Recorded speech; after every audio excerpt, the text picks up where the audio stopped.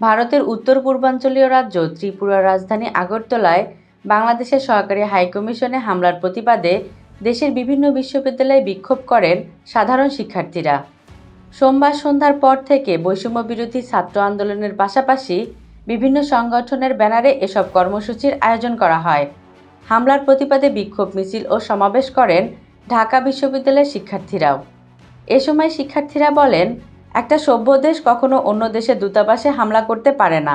ভারতকে আনুষ্ঠানিকভাবে বাংলাদেশের কাছে ক্ষমা চাইতে হবে।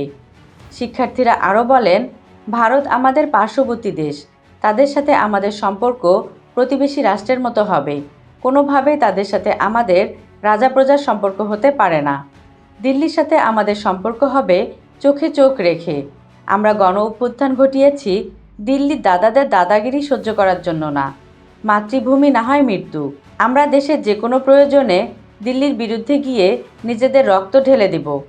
জানা যায়, সোমবার আগরতলায় বাংলাদেশের সহকারী হাইকমিশন অফিসে হামলা ও ভাঙচুর চালিয়েছে হিন্দুত্ববাদী একটি সমিতির সদস্যরা।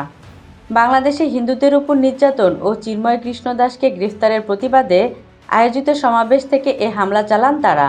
এদিন আগরতলার সার্কিট হাউস অবস্থিত গান্ধী মূর্তির সামনে প্রথমে বিক্ষোভ সমাবেশ করে উগ্র হিন্দুত্ববাদীরা। পরে বিক্ষোভ সমাবেশ থেকে 6 জনের একটি প্রতিনিধি দল বাংলাদেশ সহকারী হাইকমিশনে গিয়ে স্মারকলিপি দেয়।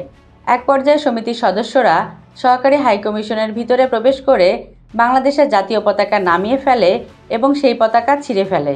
পরে ভবনের সামনে থাকা সাইনবোর্ড ভেঙে আগুন ধরিয়ে দেয়।